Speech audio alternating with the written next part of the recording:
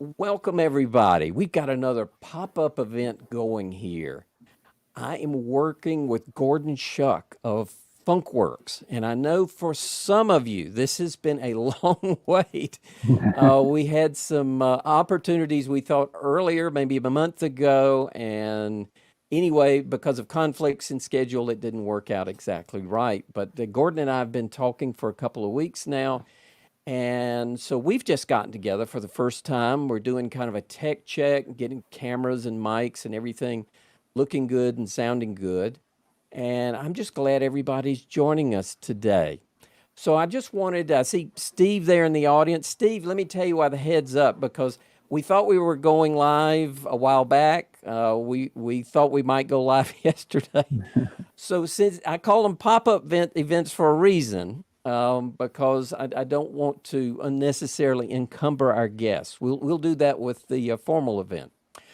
But let me introduce who I'm talking to because we're having a fascinating conversation. So this is Gordon Schuck. He's the co-founder of Funkwerk. So Gordon, welcome. Thank you for doing this. Thanks for having me on. So we've been talking about his 10-year journey of Saisons, and this is Gordon is going to be part of our series of Saisons, including Cezanne DuPont, who promises they will do an event either late May or June. And then we're talking about others we should include. And so maybe if you've got a suggestion of a brewery or brewer that you think we should talk to about Saisons, pop it in the chat. And also, if Gordon has time, we'll actually take a few questions as we just kind of brainstorm. So, Gordon, what we were talking about was we were talking about kind of iconic brands, and we were talking about, so if we do a series and we've got Cezanne DuPont and we've got Funkworks, and I threw out there Tank 7. Talk about Tank 7. You guys, you know the Boulevard guys pretty well, and you know a lot about Tank 7. What's the differences between your beer and a Tank 7? So when we first started out, we were looking at kind of like who our competition would be, and Boulevard kind of came up because they were doing Saison bread at the time, and I think Tank 7 was just starting to come out. So we kind of looked at them as like where we would kind of target as far as our price point and that kind of stuff. Beer wise, it's completely different beer. We basically emulated our Saison on Saison DuPont. Ours is a very simple recipe. We use one yeast and we kind of let the yeast kind of define that beer. All the flavor profile, all the fruitiness and spiciness is yeast derived. Tank 7, they kind of play with the yeast and hops a little more. They use some American hops in that, I believe. Don't quote me on that. Stephen Pals would know better than me, but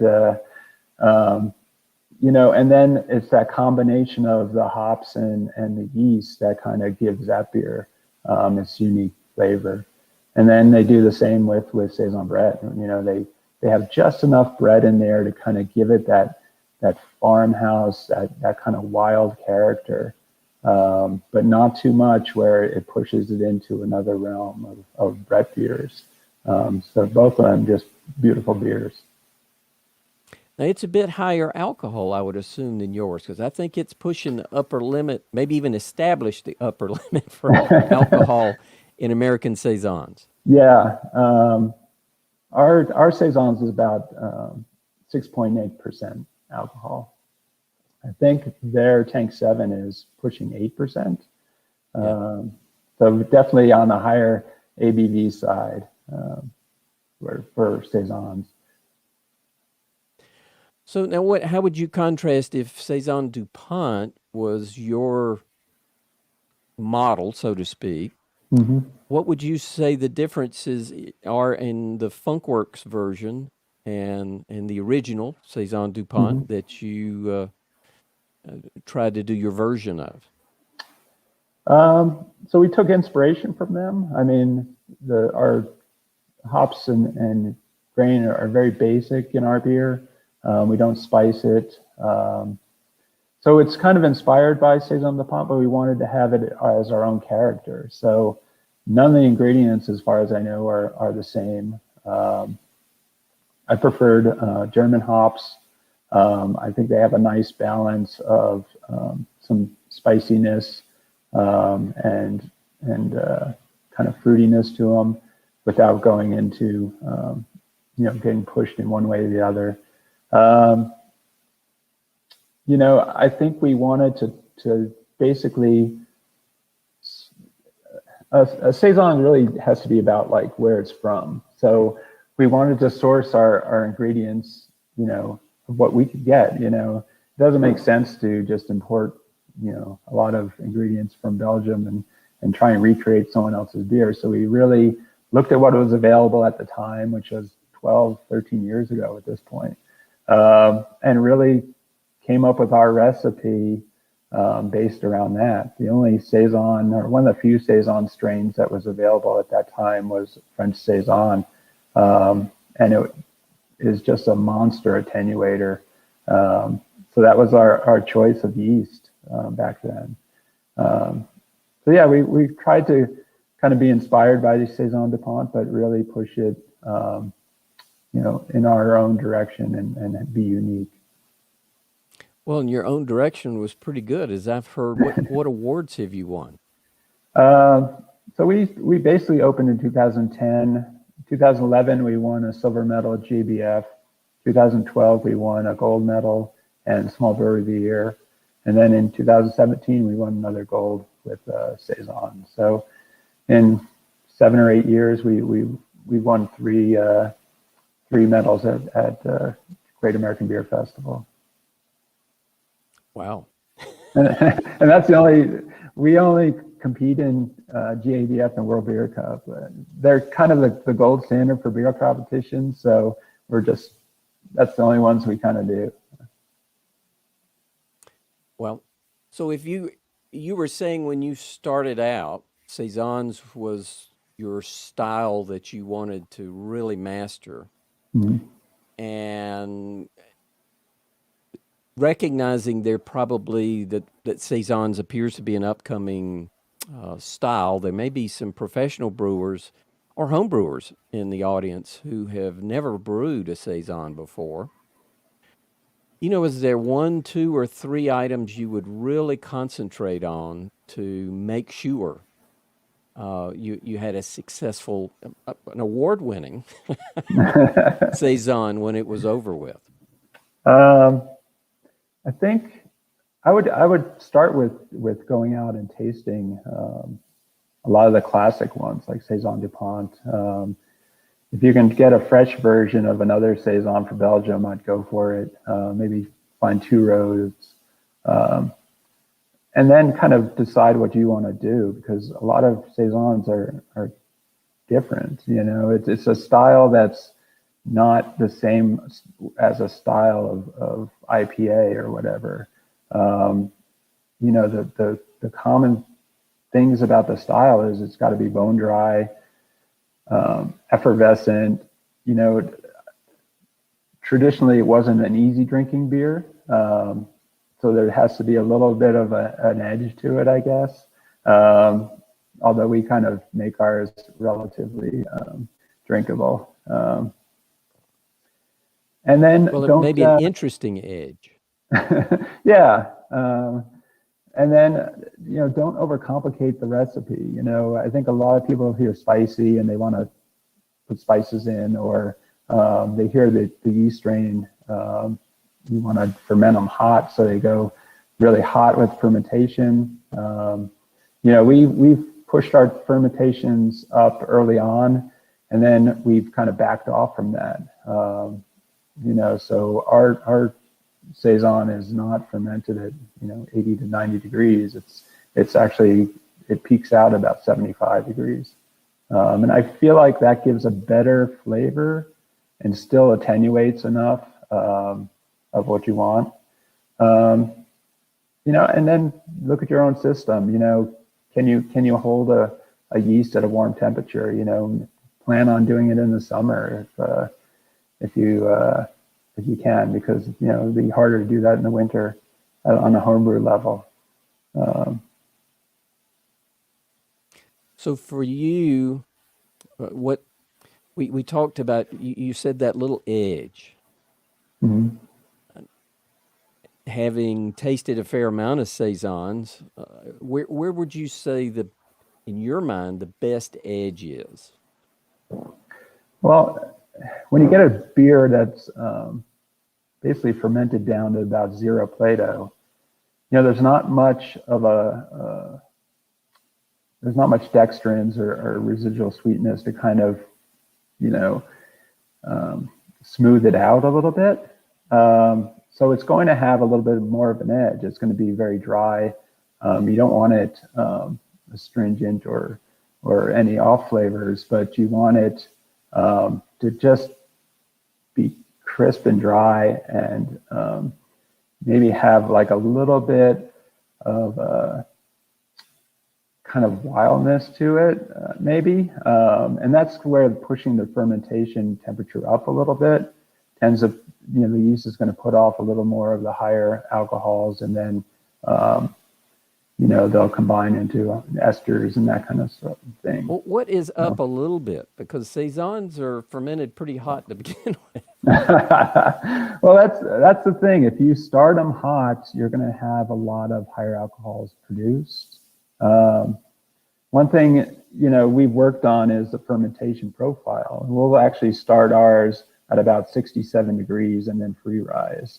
I heard that from Vinny Chilurzo at Russian River, and I'm like, okay, let's try that rather than going straight up to 80 degrees.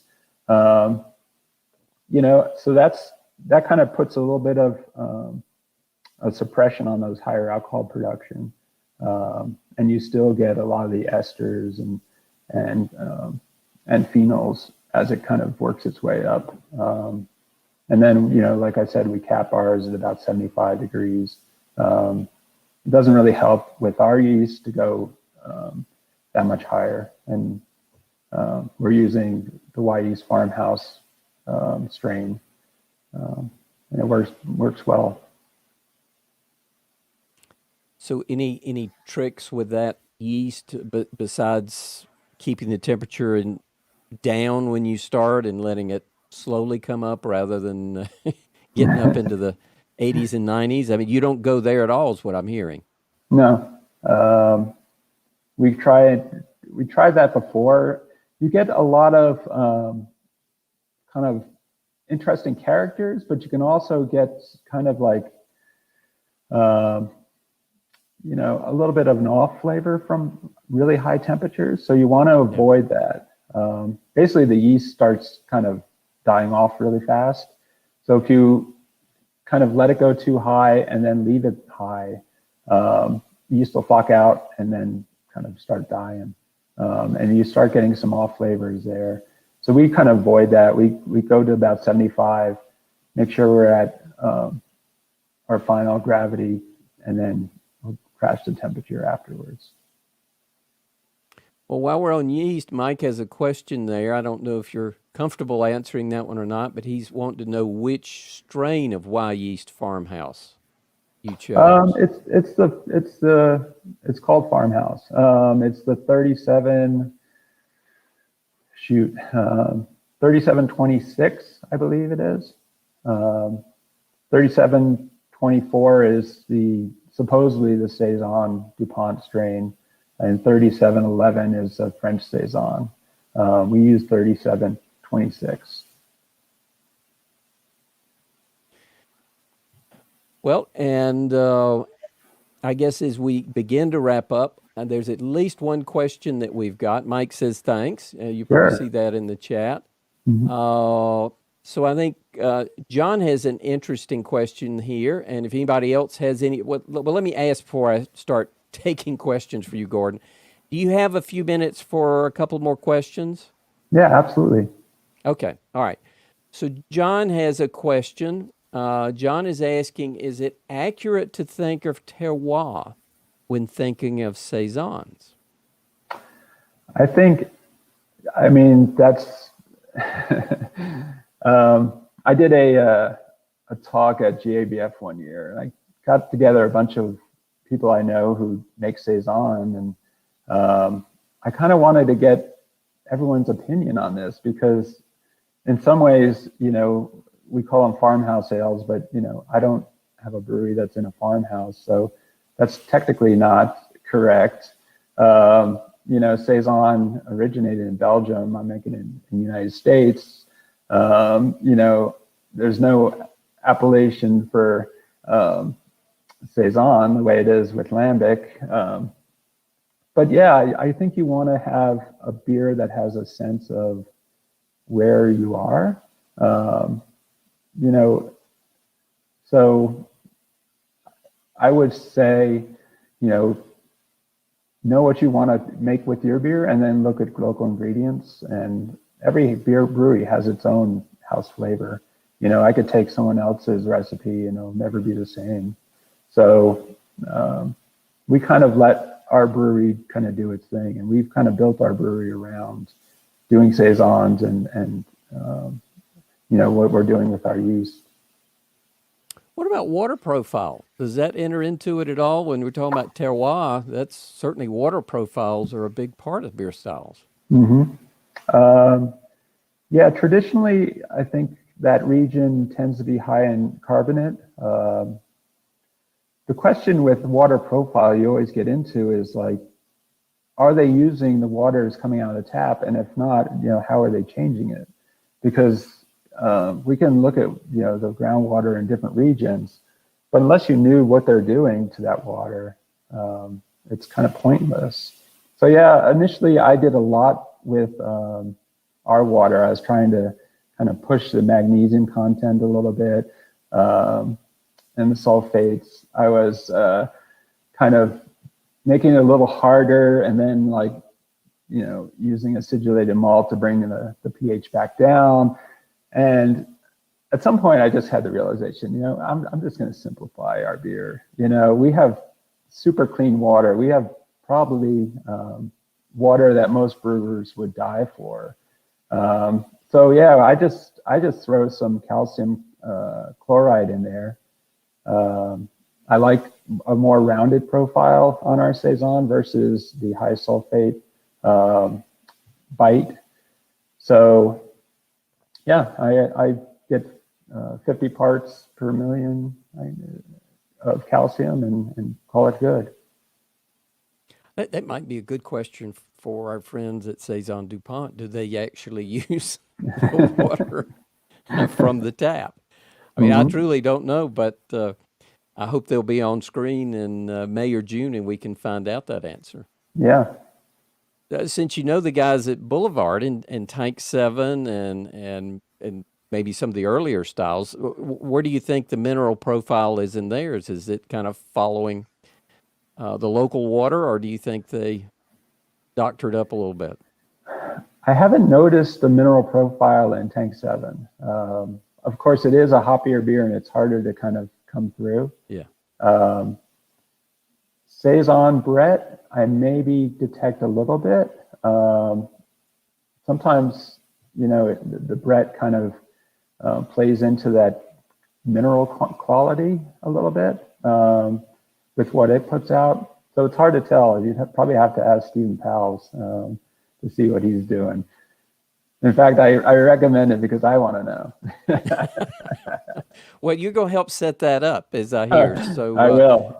Yeah. So that's where Gordon's going to help kind of pull together this series of programs we've gotten. So I appreciate that because we've done one event with Boulevard, but we really didn't dive into the Saisons. Well, I think we're about to wrap up here, Gordon. I know you've got some other things to do, but for those that are in our audience and just, they want a good go-to saison that they either want to just enjoy or maybe even try their best at cloning. Eric says his is called a townhouse saison. I like that. That's awesome. What would you, again, just summarize what you think the best saison's characteristic is? Dry dry, bone dry. You don't want a saison that's sweet, has a lot of body, high carbonation, so it's got to be effervescent. And then from there, you want to just kind of find a beer that has a great balance, and it doesn't matter if the brewer is trying to do like a barrel aged, slightly sour saison, as long as that sourness doesn't detract from the overall quantity of the saison yeast. If they're doing a hoppier version, the hops have to kind of balance out what the yeast are doing. So just like any beer, it's got to be about balance. All right. Well, I thank you. Stu says he is a huge Funkworks fan. Nice, Stu. So, Gordon, when we cut this off, we'll finish our conversation and our brainstorming.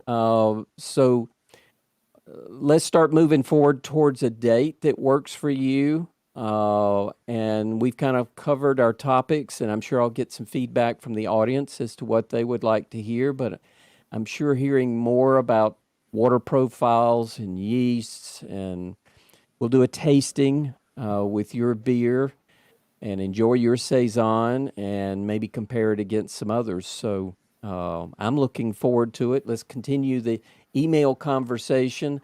Double check that Y yeast number.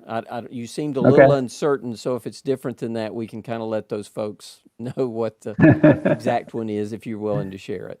Okay, yeah.